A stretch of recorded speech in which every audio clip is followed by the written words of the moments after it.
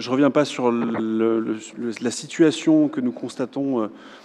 dans l'arrondissement et dans le nord-est parisien plus largement quant au fléau du crack. Et on sait que personne ne peut se satisfaire parmi nous d'une telle situation. Bien sûr qu'il faut lutter contre les trafics, bien sûr qu'il faut faire cesser les troubles et les nuisances, bien sûr qu'il faut faire respecter l'ordre public, mais nous savons aussi, en tout cas nous avons cette conviction,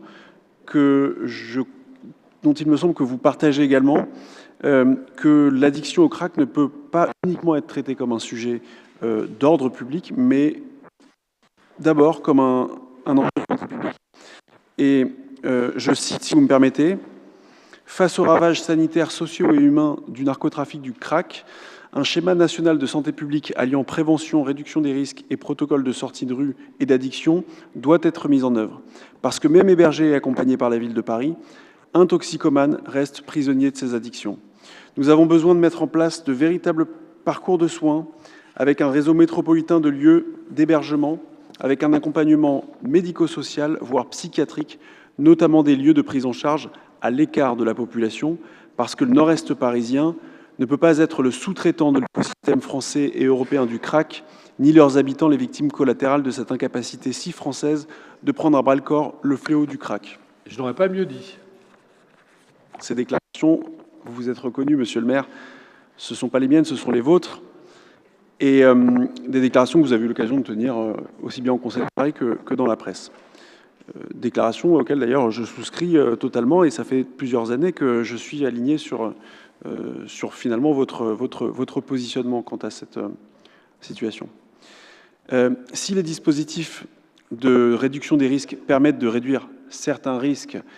sanitaires immédiats pour les personnes toxicomanes, je le rappelle, parce que parfois on me fait dire des choses que je n'ai pas dites, je rappelle qu'effectivement, les dispositifs de réduction des risques permettent en effet de réduire les risques pour les personnes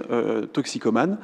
mais ça ne constitue pas à eux seuls, ces dispositifs, un parcours de sortie d'addiction. Par définition, ce sont des dispositifs d'accompagnement de la consommation et pas des dispositifs de sevrage. Le soin et le sevrage, ça prend des années, ça suppose un accompagnement médical, psychologique et social, et surtout une rupture avec l'environnement de consommation et les lieux de deal.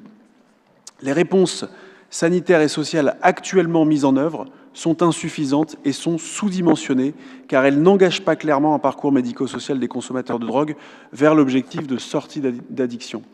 Là encore, monsieur le maire, ce sont vos mots, dans un communiqué rédigé avec les maires d'Aubervilliers et de Pantin en septembre 2022. Alors, monsieur le maire, je dois vous faire une confidence.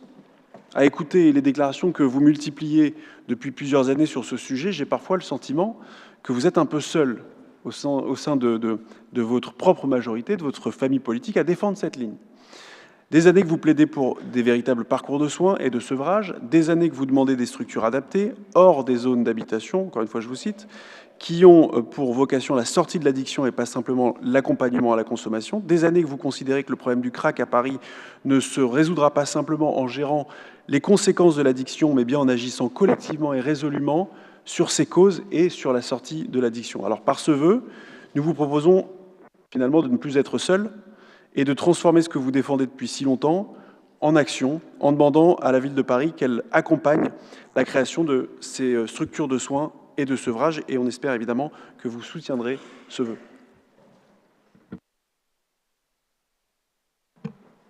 Alors, vous avez une présentation